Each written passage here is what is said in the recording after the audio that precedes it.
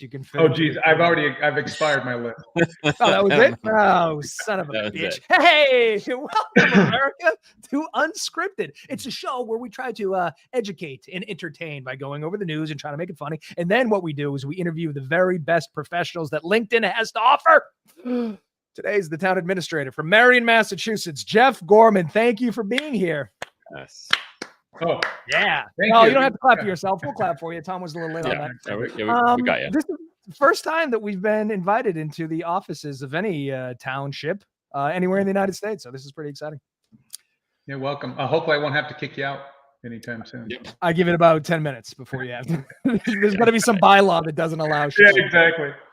Okay, before we get to the news and before we get to the interview, I just like to liven it up a little bit or add some levity because it can get pretty heavy. I don't know if you know this, Geoff, but every day in the United States is some reason to celebrate. It doesn't always have to be Christmas or Thanksgiving. Today, National Nut Day. Oh, very nice. Nuts is the problem with nuts. They're very calorically dense. They're goddamn delicious. But you can't have too many of them, and they're very expensive. Nuts, I think, are the most expensive thing on the planet. I think they've replaced gold. Have you ever tried to buy like a bag of nuts at the grocery store? It's cost prohibitive. That's why I like Trader Joe's. Shameless plug. They have really. We're sponsored by Trader Joe's today. Yeah. Somebody on Reddit was kind enough to do a tier system. I don't know what S stands for. I assume it's the best, whatever that is. They go pistachio and cashew, sensational, and then you just get the A, B, and C. I can't argue. I'm not sure. I think I put peanuts on the way bottom because peanuts need a lot of help. I don't think they're great on their own. They're great as an addition to, but I don't think you can argue with pistachios and cashews at the top, can we? I'm not a big cashew fan, though. I don't know. Really? Kind of dry. Yeah, they're kind of dry. Not a big fan of it. I mean, out of those two, I would do pistachio definitely. Although the pistachios are the crab of nuts, right? Yes. They take a lot of work to get that little bitty morsel. Sometimes I just get bored and move on to way too much work. I totally agree. Do you skew towards the undyed pistachio or do you go with the red pistachios? I would go for the undyed pistachio, already shelled.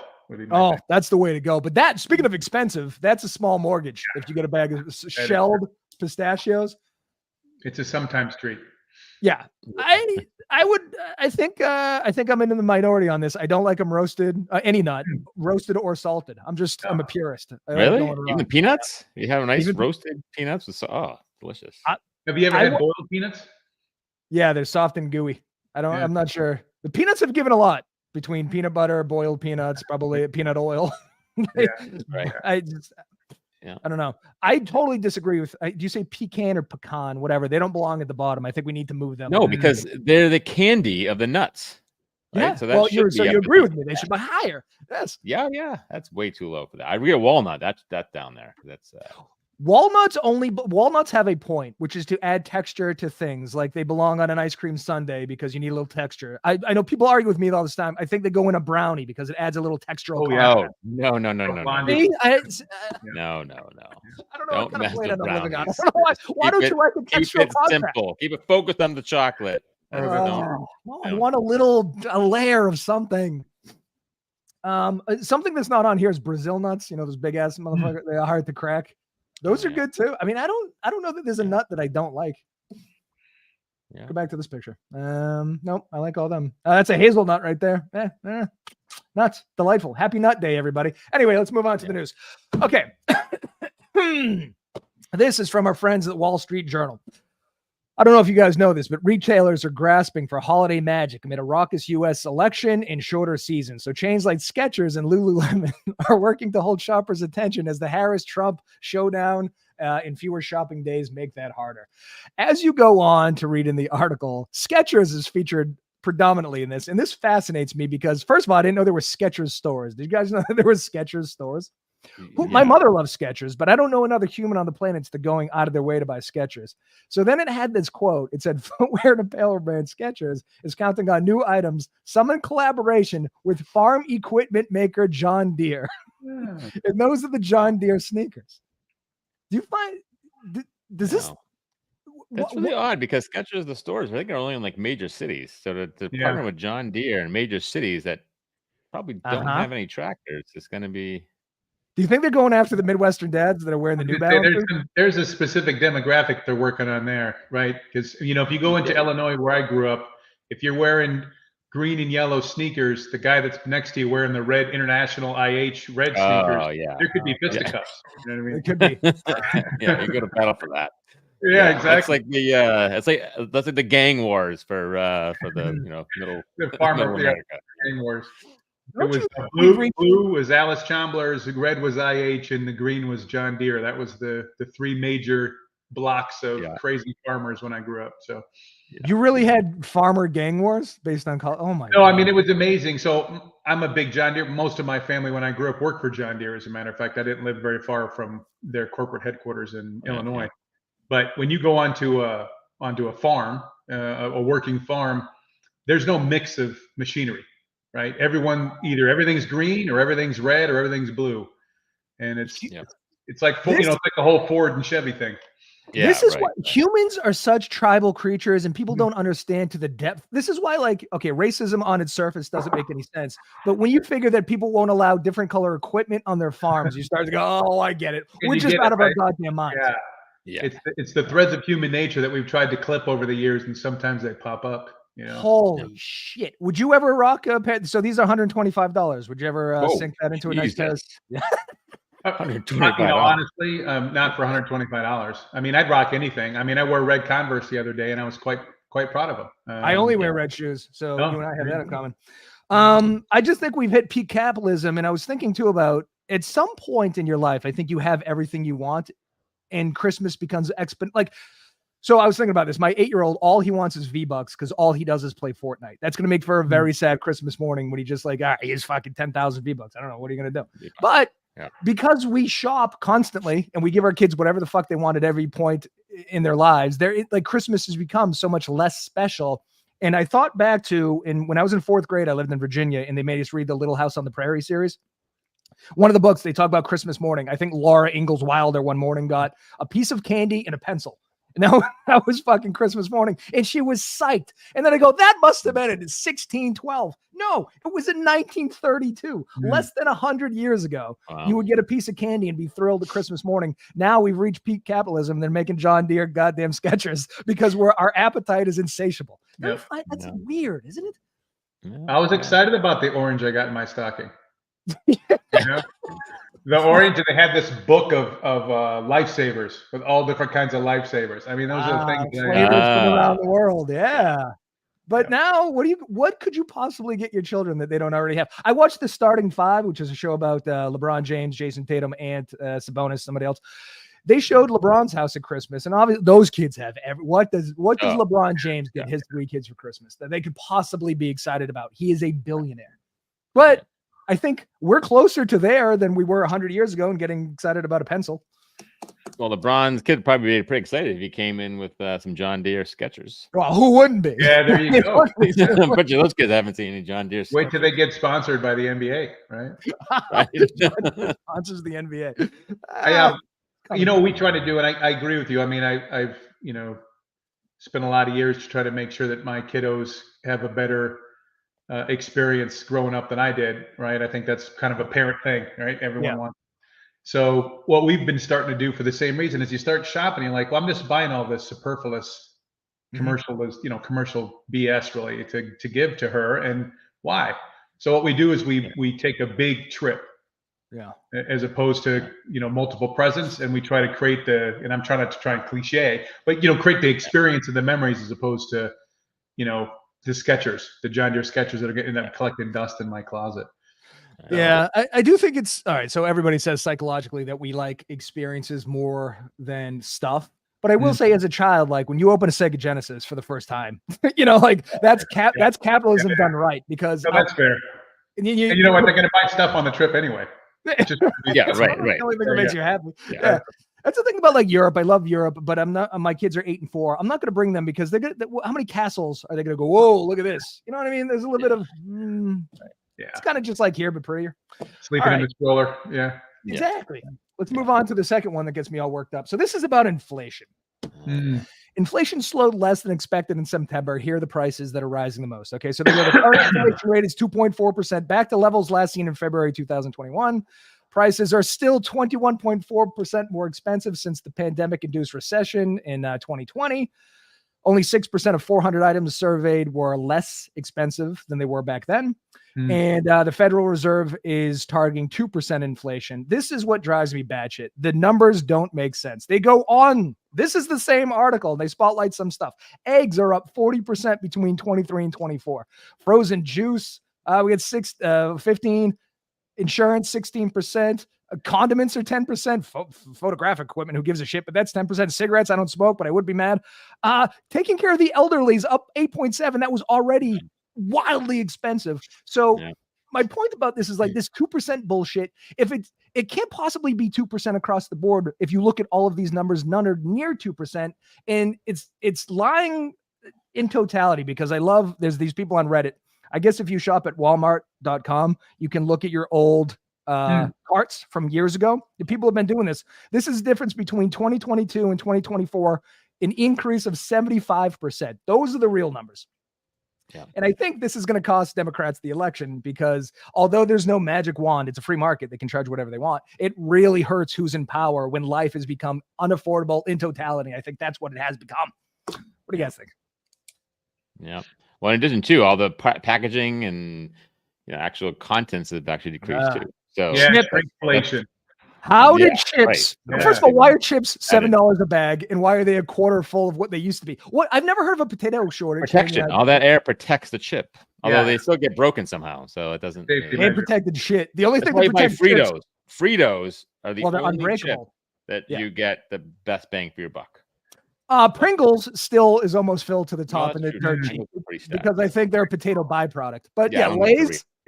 Yeah. If you have a party, you might as well spend your money on caviar, because it's just as expensive as a party-sized bag of Lay's, which is outrageous. Like, what the fuck? Well, what the fuck happened? That's rhetorical. They found out that they could gouge us, because Walmart controls 25% of the groceries. Albertsons controls another 22%. So you have these monopolies. So it's anti the free market, because what should happen is one grocery store is way cheaper than this one. So you go there, and then they're forced to drive down the prices. But when they're owned by the same shit, they can charge whatever they want. And here's the thing about humans: we have to eat. So that's not, we're fucked. I will say I apologize. I can't remember if I read it or heard it, but they were talking about, the free market economy does work. It works slowly, right? The wheels are very slow. But Pepsi was responding to some of, they have their snack arm.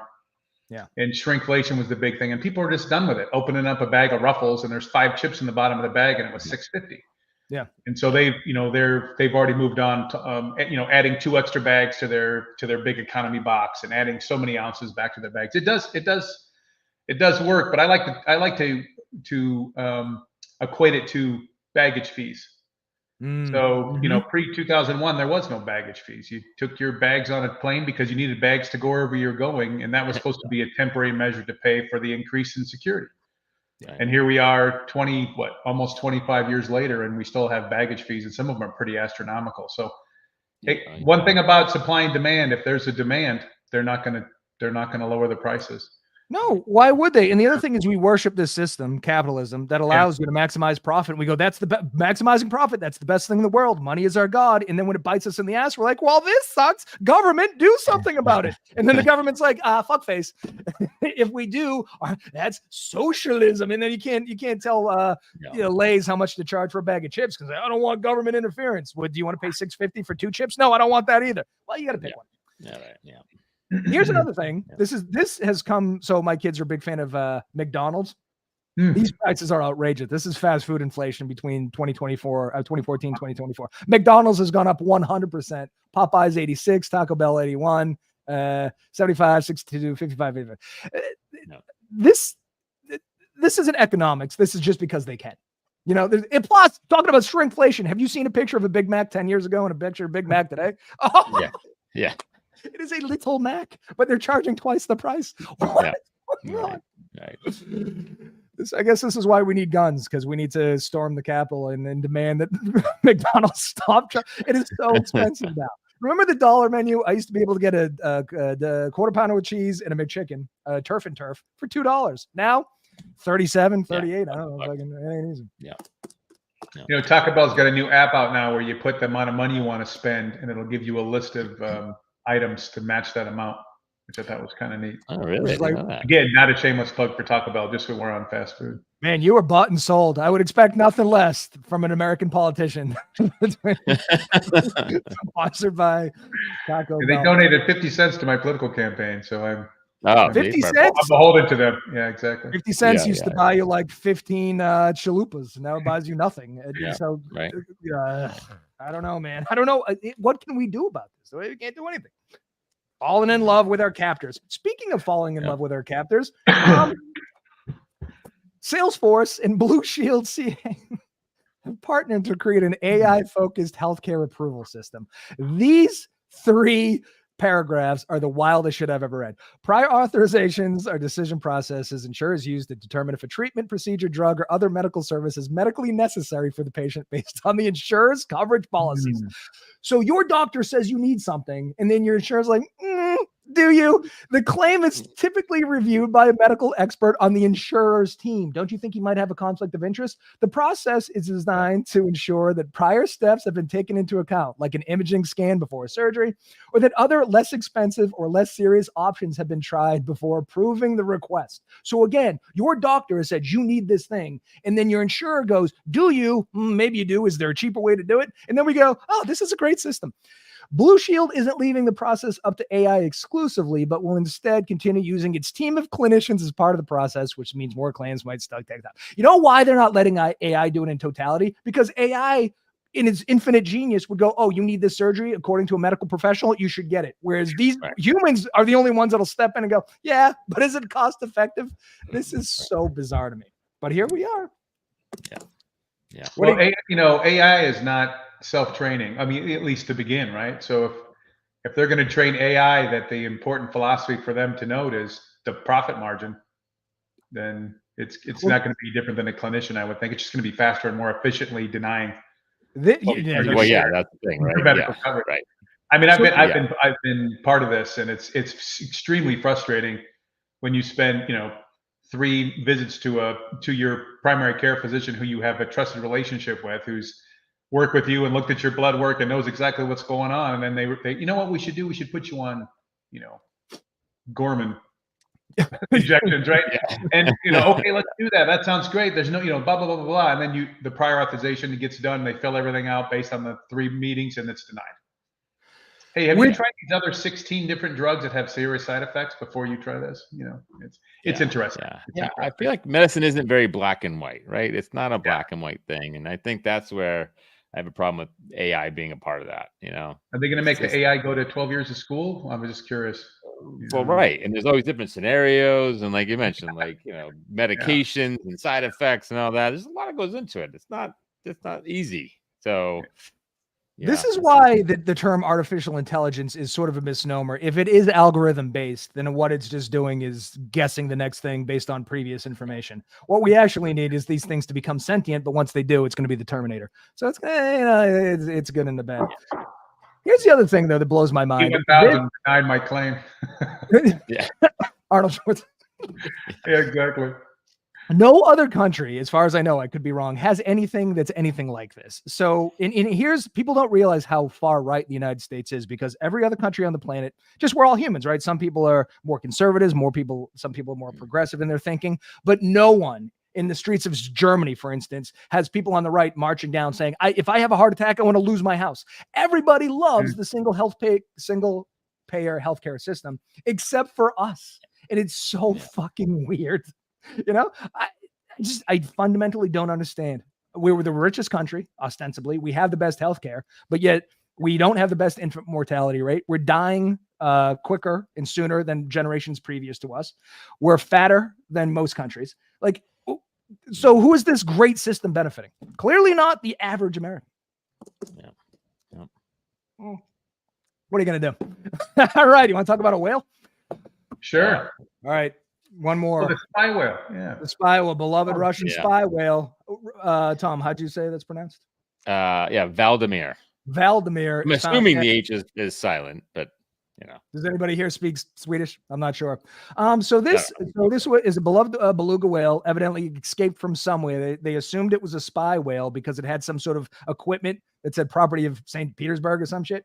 But it became very friendly with locals, and it had a few run-ins with propellers, as they do. And now it's been found dead under mysterious circumstances. I'd love to say the Russians killed it. Doesn't look like they did. Part of the article was like, yeah, I don't think it died under natural causes because it had holes in it. So somebody murdered a beloved beluga whale. And if you go, oh, it's old age. No, it was only 15. They lived till 30. So I don't know, man. Yeah. It's a weird thing. I don't know why people. I don't get why that would happen. Really, why are people compelled to murder animals? Here's the thing: they felt threatened by this whale. No, they just like killing things. It also said the gentle giant, who measured some 13 feet long and weighed 2,000 pounds, even went viral several times for retrieving a kayaker's dropped GoPro, playing fetch and rugby. Was playing with an underwater drone. Maybe that's why they crossed the wrong social media influencer. A murderous social media, just waiting to kill marine life. How dare you have more views than me? It could have been it. It could have been a social media murder. So I guess it seemed to me that it was crazy that they strapped a whale with a camera, but they've also strapped dolphins with cameras, and it ain't just Russia. The United States does this too. Yes, they do. the things we don't know. Did you know that there are dolphins that are employed by the United States military? I did. Oh, well, you're a lot smarter than I am. One more thing about the article. They suspect that it might not have been a Russian spy. It could have been a missing Russian therapy whale whose name was Seymour, who lived in an enclosure, escaped, and used to perform for kids with disabilities. Yeah, so I was just going to say, what if it was like a jealous, whale? That made it look like it was humans. Oh, framed a human. They are smart. Right. They say these things are smart. They're smart. Right. Do you think they're smart enough? It could have been a whale love triangle. I mean, there's a lot of there's so many unknowns. There could be anything. Yeah. Right. You guys are right. I went surface level too soon. It could be way more complicated than I'm giving it credit for. So exactly. I mean, there's so many things that could have happened. Yeah, sorry, I got all excited about macadamia nuts, and then I just couldn't think straight. You know how it goes, guys, don't you? All right, this is the portion of the show I think we need to move into this, where we sort of get to know the guest. People say that we like doing business with the people we know, like, and trust. And I think the only way to really know, like, and trust somebody is if you know their favorite movies, bands, and books. So I have yours here. Would you like to discuss them? Sure. I was gonna say, you don't have a choice, Jeff. You got to. I was gonna say that's the first thing.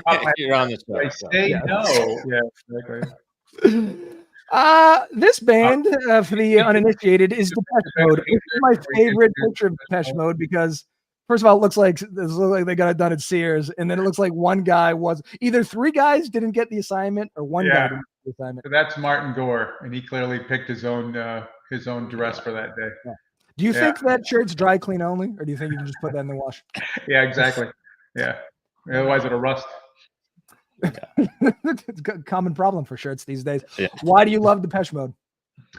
This is just one of my nostalgic bands. It was just a really popular band, and when I was in college, they came out with they were kind of a non-mainstream alt-style band until they came out with an album called Violator. Yes. And they had one song called People Are People that came out before that was radio played, but nothing was really played until Violator came out, and then they were just off the charts and toured. And there's only two of them left. Because of death? I'm sorry? Because of death? Yeah. I did see them in concert, though, a couple years ago, and I was actually impressed by two things. Number one, how good they sounded, and number two, the kind of eclectic group that was there, from 15-year-olds to 80-year-olds. It was a pretty neat concert. What?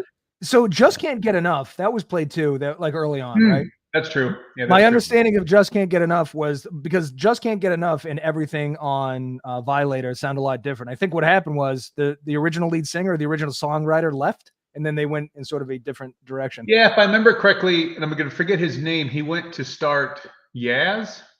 Yeah. Step down, and then Erasure.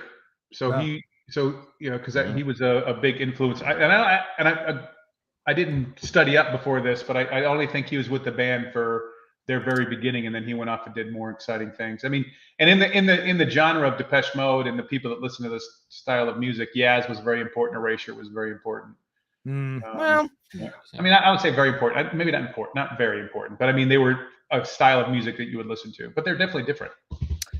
Well, Depeche Mode went on to sell 100 million records, and they were inducted into the Rock and Roll Hall of Fame in 2020. So I think if the other guy worked out, then it really both worked out. Yeah, exactly. Yeah. All things good come. Yes, that was good. Right. Enjoy the Silence, Personal Jesus. My father was a big fan of that album, so I heard a lot of, but nothing previous and nothing after. But that everybody loved Violator. This is a huge album. Yeah, it was just a great album, and even the stuff afterwards. To be honest with you, for a fan, it was like one or two songs off their following albums that I would pick up, and now that I have, now that we're in Apple Music and things, where you can pick and choose things. Yeah, I think I have one most recent song. I'm going to forget his name. I believe it's Fletcher, the gentleman on the left. He passed away recently. So they just had a new album that came out, and it was Memento Mori, I believe is the name of the song. And I have that. It's not bad. The guy with the nipple shirt, he's still alive? Yes, that's Martin. Martin Gore and David Gahan are the two in the middle, the lead singers in the back, and Martin Gore's in the front. That's all we really need for Depeche Mode. That's it. I got you. Is he still wearing that same outfit, though, I wonder? Probably not. Oh, goodness, I hope not. Yeah, I don't like it. Yeah. I would love to pull that off in my 60s. That should be the dress code for any guest that comes on the show. Yeah, right. Does that right there? Yeah. My next meeting with Town. Thanks for accepting the invitation. What size chainmail shirt do you wear? Yeah. So I've done this version of these questions on camera probably 100 times. Depeche Mode never showed itself except for the past, I would say, 2 months, and this is the third time. So I don't know what's going on in the zeitgeist. People are, maybe it's come back around. I don't know. Is the season? I don't know. Maybe. I don't know. It's the season for Depeche Mode. I think it's us old guys that are pining for our younger days, Oh, you know what was great about the younger days? Everything. Remember the... It's what, I'm sorry? Everything was better about the younger days. Oh, yeah, exactly. Yeah. It was so perfect back then. Nothing was wrong. Oh, there we go. Well, it seems like, did you surf the web, like with the Google search nipple? There's a theme, I think. It's the nipple theme. Maybe it's the season of the nipple. Fleetwood Mac. Okay, let me say this about bands. 70s bands just had an aesthetic that has not been matched since. And this is like this is a mainstream band, and look what's going on here. Fantastic. Usually Stevie Nicks is the one that's dressing like a lunatic. Yeah, exactly. Yeah. Right. She's pretty muted in this. Very dude. For Stevie Nicks, although I'm sure she's on coke. So why do you love Fleetwood Mac?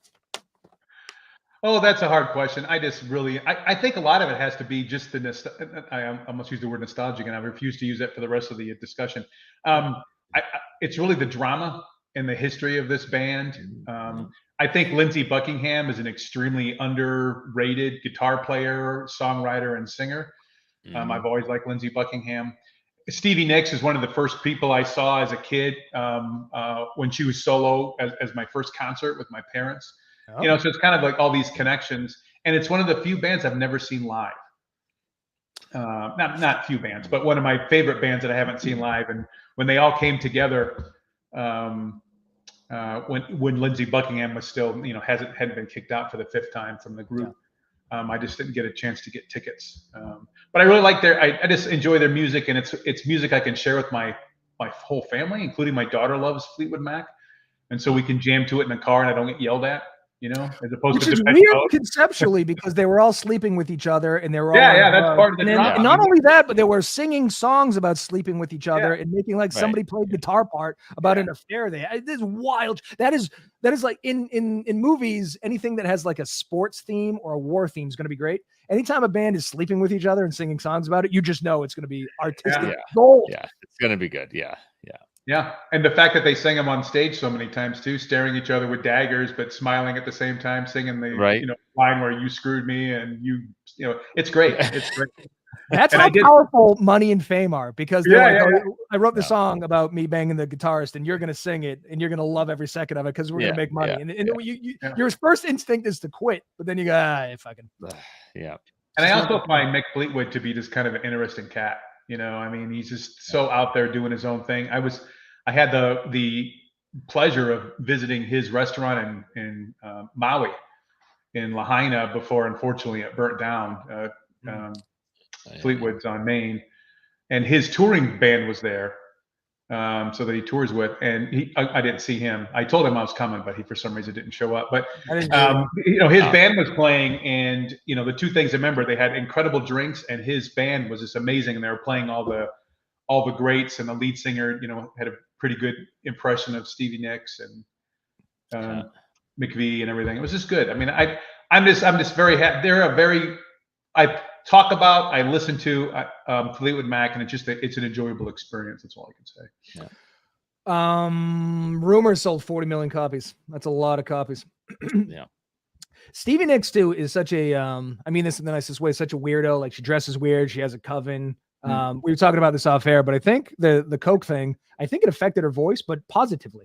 So I think one of the things she never wanted to get sober because she sang a certain way and it sounded better when she was on drugs. So just like that classic 70s band. And how many bands are like half, I know it's 5, but like half British, half American? That's also conceptually rare, yeah. Right. All right. I approve of this. I don't know if I got a nipple picture of this next one, and I feel sort of. You should have. I mean, I don't know why I didn't notice that. Honestly, this would have been the band to do it. But I did get Brian May's super cool jacket, which that has to count. It looks like it's actually macrame, which is impressive. It looks like it has shoulder pads. Dry clean only. Yeah. Look at the perm. Look at the shoulder pads. It was. I love it. This is when we were a proper planet.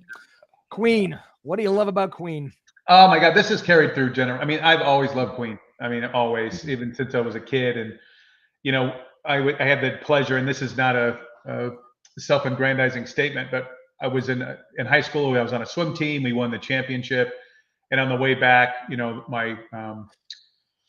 our coach puts in "We Are the Champions," and I just got so many memories attached to listening to Queen songs. Bicycle, for crazy, ridiculous songs. One of my favorite songs. I mean, I like them. And I also kind of I'm attached to them because of the thoughts about what they would be now, right? If Freddie Mercury hadn't passed away. I mean, I can't even imagine the weird directions that they would have went into if they were around for another 30, 40 years.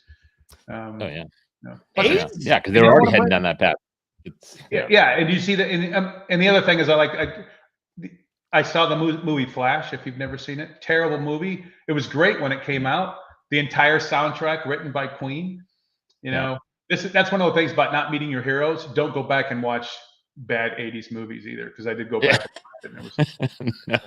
I didn't think the biopic was very good either, but the Rami Malek, is that the guy? Oh, really? He's good. Yeah. I thought the movie was a little thin, but I thought his performance as Freddie Mercury was good. I don't think I had a lot of expectations for it, honestly, but I did enjoy it. Yeah, I mean, Rami Malek is clearly a very talented individual. So he crushed it. And I like the scene too. Obviously it's dramatized, but the idea that they wouldn't budge on Bohemian Rhapsody is like 7 minutes long. They had that whole thing about refusing to, and not every song has to be 3 or 4 minutes. Stairway proved that. Bohemian Rhapsody proved that. Like, there's got to be some songs should be less. Some should be 30 seconds. Some should be 14 minutes. Exactly. Like every fish song should be a lot less. But their ability to write stadium anthems. You mentioned "We Are the Champions," but "We Will Rock You" too is like another. I think whoever gets paid every time they play that song must be very, very, very wealthy. AIDS cost us Freddie Mercury, Rock Hudson, Eazy-E. Not somehow Magic Johnson's fine, but yeah, man, it was a tough time. I watched the Live Aid performance in preparation for this 1985. Freddie Mercury is one of the greatest frontmen of all time. This is my greatest frontman lineup. I think it goes Robert Plant, Axl Rose. I think is very, very good. Freddie Mercury, and I go Steven Tyler. I think that's the Mount Rushmore of frontmen. Yeah, I would say Mick Jagger, but Tom has an unhealthy hate for the Rolling Stones. Not go down that road.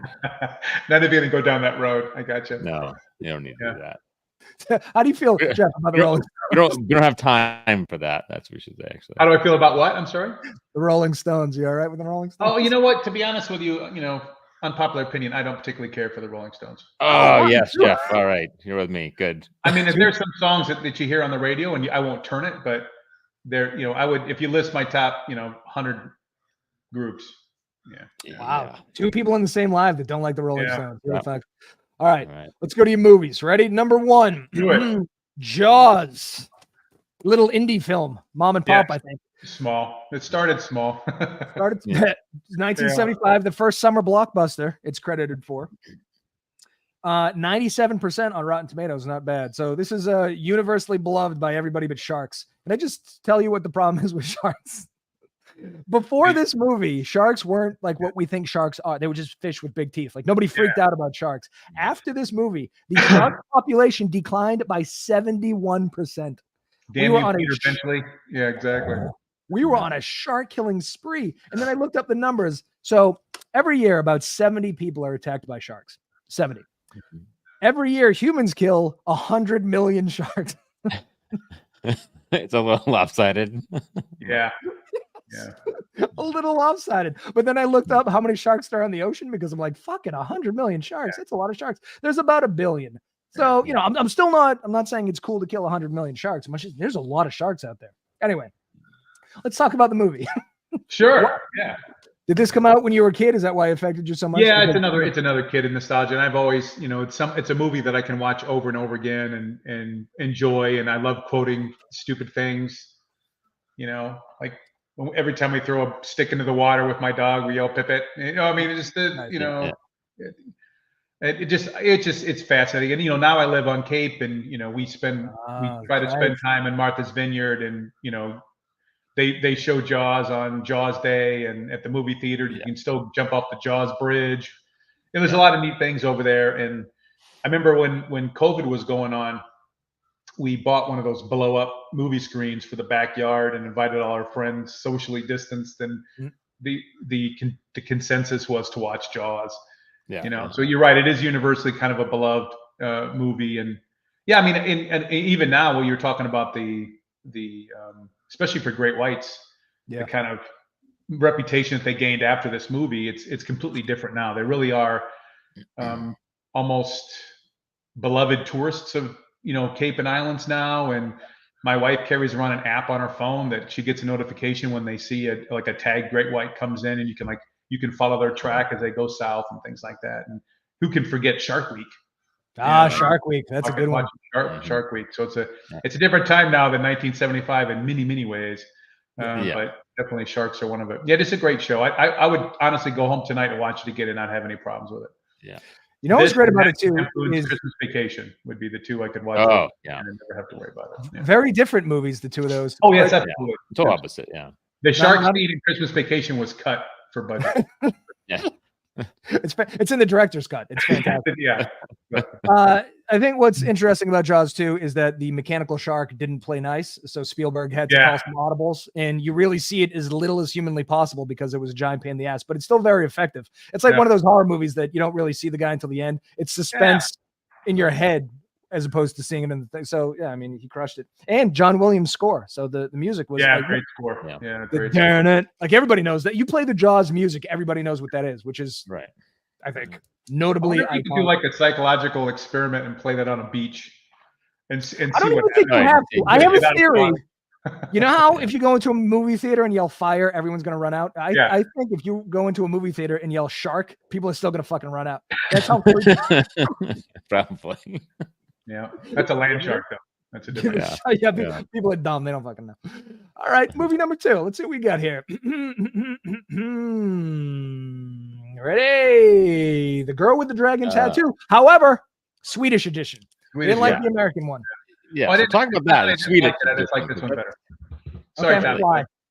No. I was saying the whole Swedish edition, because when I saw this come up, I was like, "Why the Swedish edition?" So this is all attached to the book because we're going to talk about books, and I also put The Girl with the Dragon Tattoo. So this was a surprise thing. We were vacationing with my wife's family, and one of her cousins had this book, The Girl with the Dragon Tattoo. And you know, on vacation, I'm hanging out. I'm not a huge beach guy. I'm the guy with the big hat on underneath the umbrella with, you know, long pants on and things like that. It's my Irish heritage. And, you know, so I'm reading the book and I'm reading this Girl with the Dragon Tattoo, and I was just completely enthralled with it and loved the book. And I went and read the other, I think there's 2 or 3 that he actually wrote before he unfortunately passed away. But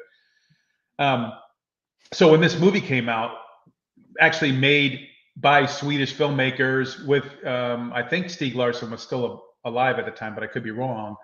I wanted to go out and watch it, and I think they did such an incredible job capturing just the craziness of this book from beginning to end. So, apparently, according to my research, the original name of the book is Men Who Hate Women. That's a weird. That's a leap. Yeah. Is it? Yeah. How do you come up with a girl with a dragon too between Men Who Hate Women? So this got me thinking. First of all, the Swedish version of this has an 86% on Rotten Tomatoes, so not bad. People seem to like it. I started thinking, because we're so provincial when it comes to entertainment. Yeah. I think a lot of the world watches Hollywood movies. Like, you always hear how much Deadpool and Wolverine made in China and stuff, and it rarely comes back the other way. So it started got me thinking. I was like, I'm sure Sweden has, like, obviously they have their best comedy and their best drama. So then I just started watching Swedish movie trailers, and I wrote down a couple I need to watch. So my point is, like, it's annoying that they have. I'm sure they're making unbelievable movies, and we just keep watching a new Marvel movie. So maybe we should watch the Swedish editions of what other Swedish editions of movies. Right. What are we missing? Yeah. Is there the Swedish Godfather? I'm sure it's fucking great. I don't know. Maybe. I tell you what, to watch it too, if you want to be a complete nerd as I am, is you watch it in Swedish with the subtitles. Oh, that's how I do it. I can't stand dub. I can't handle the dubbing. Yeah. Did you see? Speaking of movies that came back this way that were good, Godzilla -1. That was very good. I'm not a huge Godzilla guy or anything. I think I did watch that, actually. Yeah. That's like 100% on Rotten Tomatoes, and it's Japanese. You watch it, they speak Japanese, you read the subtitles. 100% on Rotten Tomatoes? I think so, or 99. Yeah. It's very high. I watch a lot of British police dramas as well. I just find them better than... You know what? I have to put the subtitles on sometimes for English, because you ever watch Derry Girls? I don't know what the fuck they're saying. Something they have real thick. Yeah. We just watched that again, actually. Yeah, that's a great show. No, I mean, they make fun of us old guys that when you're old, and they have that list of things, and one of them is the subtitles are on your TV all the time. They are. Oh, does that mean I'm old? Motherfucker. Yeah. I'm also a bit hard of hearing, so I turn the TV up loud, so I feel bad for my wife, who sleeps within 2 milliseconds of us watching anything. Yeah. So I turn it down, and I just have to read. So thank God my eyesight. Subtitles are useful, and I just my wife needs subtitles for songs a lot of times, because she I don't know what the makes up words in them, and then she wants to know what they're saying. No, that's what it is. I'm like, no, that's not what it is. So they are useful. It's not just an old thing. There's times you don't want to know what they're saying. So well, that's true too, right? Yeah, this show horrifies me a lot because of how old people are. Like, I'll do research. So Tom, the other day, somebody had like Sum 41 as their band. So then I looked up, like, Sum 41 they're our age, but then I looked up how old they look today, and my heart races out of fear, because I know that's how I look. I don't think I look like that, but it's shocking. Right. Yeah. Shocking. You go to the mirror and you're like, wait a minute, is that really what I look like? It has to be what I look like, because they look like that, and I'm totally in self-denial. Oh, yeah. All right, let's go to your third movie. I apologize that I wasn't general for you here. This was a very wide-ranging one. Yeah, but look what I did. I made a collage. Well, I just ripped off a collage from the internet. Any James Bond movie? Are you really a fan of all of them? Do you have a Bond that you're... Oh, no. I don't want to lie to you. I mean, I think that the 80s movies with Roger Moore were campy and quirky, and some of the villains. I mean, but you also got introduced to some of the craziest villains ever. I mean, who can forget Jaws? Let's go ahead and do stretch right back to our first movie. There you go. And I'm trying to remember her name. Oh goodness, the crazy model, the black girl from the 80s. Oh God darn it. Okay, it's not important. I'm going to forget the name anyway. But no, I mean, so I do like some of the older ones. The Sean Connery ones, where it was more about the physical demands of being a spy as opposed to the gadgets. Mm-hmm. And I have to admit, I saw the first Pierce Brosnan James Bond in the movie theater. And I don't remember if you're a James Bond fan, but the very first scene is him escaping from this, foreign prison or something like that, and jumping on a motorcycle onto a plane. And when he did that, because this is post Timothy Dalton James Bond, where he's monogamous and didn't drink and all this kind of stuff. He jumps off this motorcycle into this plane, and the entire place erupts in applause. They made a James Bond that didn't drink. It was monogamous. Yeah. So they had this weird kind of transitions between, as they went to these new characters, they had the Sean Connery version, and then they moved quickly to I'm going to forget his name. He did one movie. It was on Her Majesty's Secret Service, I think. I don't know if you have it on your collage or not. I don't know. Right here, the top left, top right that you're looking at it. That's, that was a one-time James Bond, actually a very good James Bond movie. But it didn't work it didn't work. So I think Sean Connery came back for Never Say Never. And that was kind of a hint towards, he said, I'll never be James Bond again. And then, Roger Moore came on in the 80s and everything was a little bit weird. But I think the real thing that I loved is when the kind of the reinvention of it is the Pierce Brosnan to Daniel Craig versions are just kind of back to the old style, what people really thought James Bond was all about. But yeah, Timothy Dalton, I don't think he only did maybe two movies. But I think his wife died in one of them. And, there was never, every other movie starts off with James Bond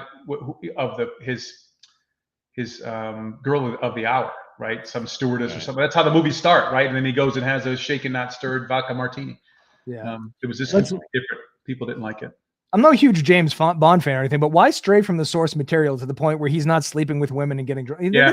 That's the whole thing. Why? I hate it when things stray from the source material. Just make another character who's monogamous and doesn't drink and shoots people in a suit. It's very easy. You don't have to ruin James Bond. Here's the thing I was thinking about the vodka martini. I was like, if the movies were made today, it'd be like, thank God they're not. But if it was, the dude would be drinking like a Truly, which is lame as shit. But it wouldn't be as tough now. It wouldn't be. Can I get a passion fruit Truly, please? Oh my God, yeah. Mango. Mango. Oh, yeah, mango berry. But then I was thinking vodka martini is kind of a garbage drink too, because I know I say this all the time. We're in the golden age of alcohol, because back then this was good, but vodka is like a Ritz. It needs shit on top of it. It's an edible base. So a vodka it's kind of a garbagey drink. I think you should be ordering, something a little, not an apple teeny, but something in the middle, I think. Yeah. Vodka is it's just stingy water. It's not, I don't know. I don't think it has unless you flavor it, but then it's, it's a good cleaning agent. Yeah. But yeah. Right. I'm a brown liquor friend myself. So. Daniel Craig is the only Bond I've ever seen, because so many people put James Bond movies. I watched Casino Royale, again because of the Rotten Tomato score. That's very high. It was a lot more poker than I anticipated. Yeah, movies like 3/4. It was during the poker era. Remember in the United States, World Series of Poker was a big thing. Yeah. All right, let's go to your books. Perhaps you've seen the movie. Let's go. Yeah, we're talking about this. This is actually the first time where a book and a movie been on the same list like this. So I'm seeing the connection too, because Daniel Craig was that's right, lead in the American version of The Girl with the Dragon Tattoo. But did you dislike the American version? Oh no. I just thought this was better. I think it was more towards the. Excuse me, I'm getting a call. It was. I really enjoyed the book, and this is one of those situations where the movie and the book were so close. It was interesting to see their take on it.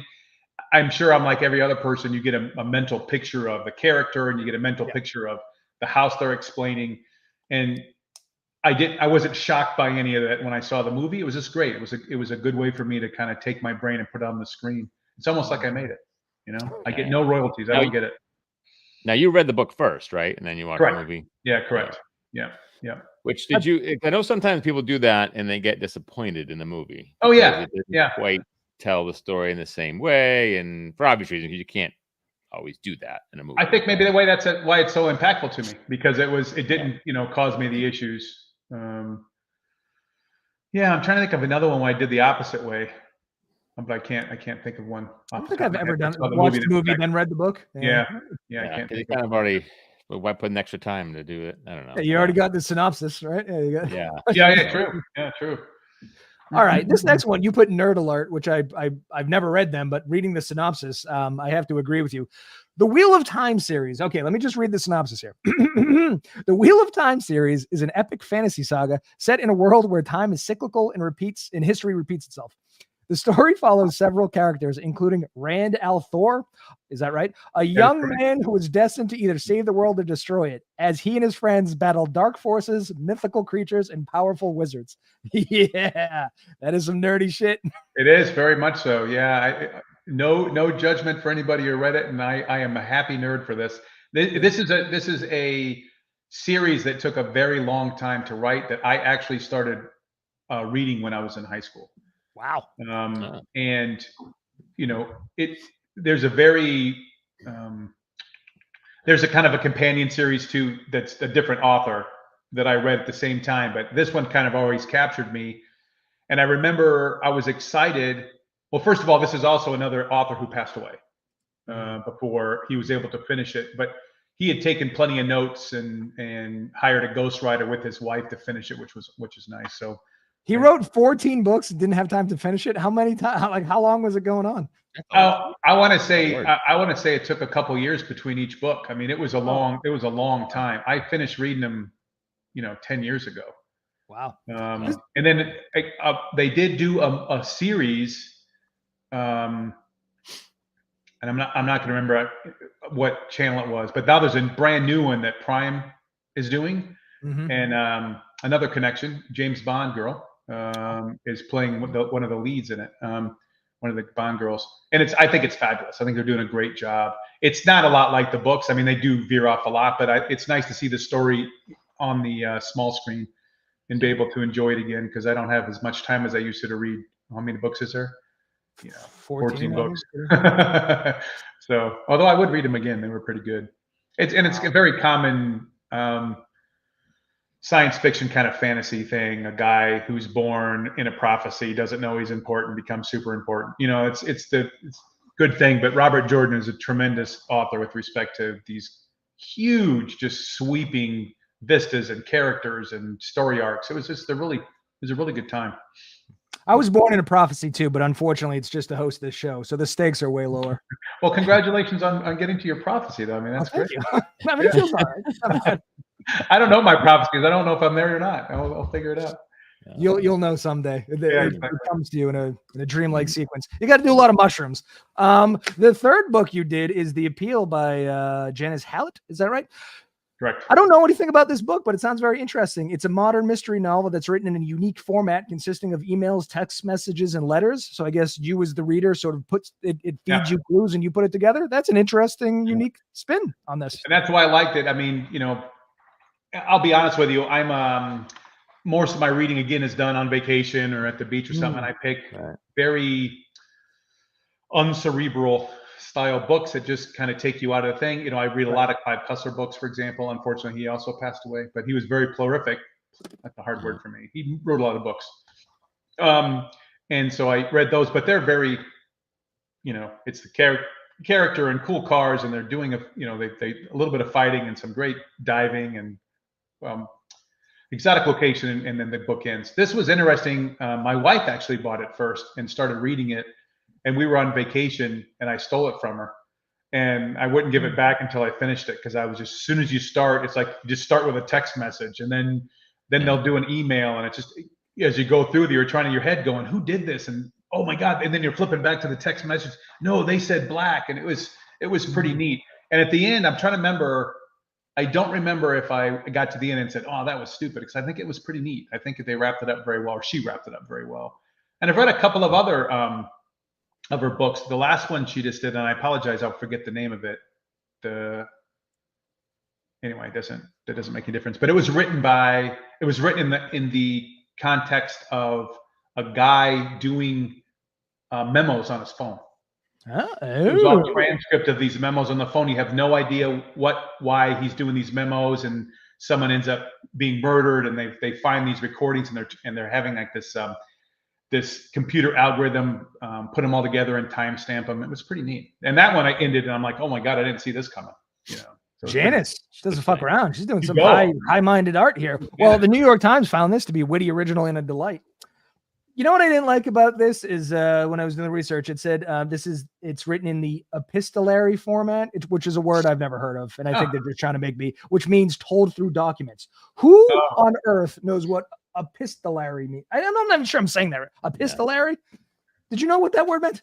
No. Is that like Episcopal, like Episcopalian, or is it with a T? I went to a state school. I'm curious. And you want the spelling? Epistolary. Okay. Yeah, never heard that. Me either. But this is what I want you to do now, because we're in the last 5 minutes. You live in Marion? No, I live in Mashpee, Massachusetts. You were just okay.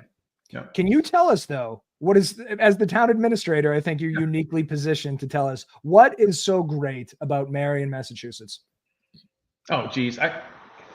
This is the neatest little. So first of all, we're a small coastal community right on Buzzards Bay. We have a beautiful harbor called Sippican Harbor. 5,000 people. So it's small and intimate. It's got tremendous open space and conserved area, parks, like I said, a harbor, a beautiful beach, and a really caring and passionate residential base that just wants to keep Marion like it was since it became Marion, in the early 1800s. We have again, this is not a shameless plug, but we have a pretty, significant private school here called the Tabor Academy, which is an anchor of the town. And there's just some tremendous architecture. If you've heard of Stonehill cheese, they make some amazing blue cheese there. Stonehill Estate is here in Marion. I am going through a blue cheese period in my life right now. I'm putting it on everything. I just can't get enough of blue cheese. Oh my God. Try the Stonehill. So write that down. Yeah. Stonehill blue cheese. I think it's the big thing for me is, there you go. There's Sippican Harbor. Yeah, perfect. Yeah. So you're near Wareham, is that right? Yes, right next to Wareham. Yep. I've gotten drunk in Wareham more times than I can count or remember because I was drunk. So I don't think I've ever been in Marion. I think I was in Wareham. Yeah, exactly. If Wareham's any indication of how much fun you can have. Where are you both actually physically located, if I may ask? Yeah, so I'm in Westminster, Mass, so up by Wachusett. Okay. Yep. I'm in Shirley, which I don't know if you know, but we have the prison here.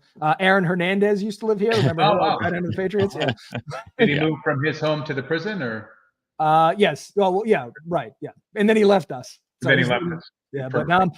But the prison in Shirley Max is the prison in Shirley is a super max. Nobody's ever escaped. Just so you know, in case you were ever wary of coming to Shirley. But we don't. This is very, very pretty. And until you came on the show. I live in this state. I've never heard of Marion. Tom, did you know Marion? I did, yes. And I think I've had a couple like clients back in the day when I used to sell copiers in Marion. So yes. Although I'm wondering though, Jeff, you think it's so I'm a big boater. I got a boat down in Warwick, Rhode Island. We're looking to do some Buzzards Bay type stops next year because we haven't really been in that bay much other than Cape Cod Canal a couple times, bringing friends boats, whatever. But is there any good spots, Marion, to tie up? Any good yacht clubs or anything that? Yeah, there's a Beverly Lake Yacht Club that you could reach out to. We have some town wharves too that you could tie up to temporarily. We don't have a lot of transient dockage, which we're working on. One of the things that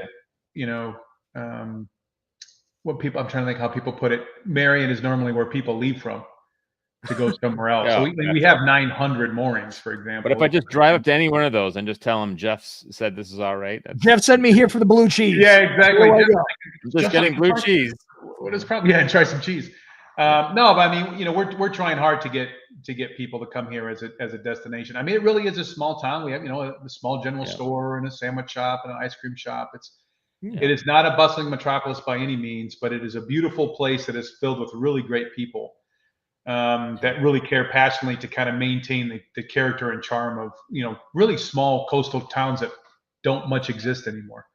Yeah, and I do respect that because there are so many of them just become too big and you just lose that what it once was, and that's the shame. So, but we're definitely not a tour. It's definitely hasn't been a tourist area. We don't have a big seasonal population. We don't have a hotel. Yeah. There's one bed and breakfast in town. Yeah. But if you get the opportunity, there are places to recommend to check out, and let me know when you're coming. How many Dunkin' Donuts do you have? That's an indication of one. Oh, wow. And that was before my time, and I believe it was quite the emotional discussion. Oh yeah, about one of those towns. It often is. Any of those chains coming into a small town. They successfully stopped CVS from coming in. Yeah. Wow. Marion sounds lovely. I'm sorry. And listen, Jeff, if you're any indication of the people of Marion, I think everyone should go. I think it's very accommodating. Did you have a good time on the show? Oh yeah, absolutely. I really, if you can't tell, I enjoy spinning a good yarn and telling a good joke and having fun and meeting new people. This is what we do here on Unscripted. This is not always a lack of stress job. And so I appreciate the distraction today. It was a lot of fun. Perfect. We put your dog to sleep though. You didn't. Yeah, enjoy it. she didn't. Yeah, we weren't that I excited. come up here and jump up and do it, but yeah, she's the furry assistant town administrator on her She bed. does not care for the girl with the dragon tattoo. She's like, No, I can't do it anymore. Exactly. All right, so we should do me a favor. Can you stick around to the green room? I'm just going to log off the live so Yeah, sure. the audience can go back to their day. We'll be back tomorrow, America. It'll be great. We're going to discuss music and movies and the news of the day. It's what we do here. Anyway, goodbye. Adios. Adios.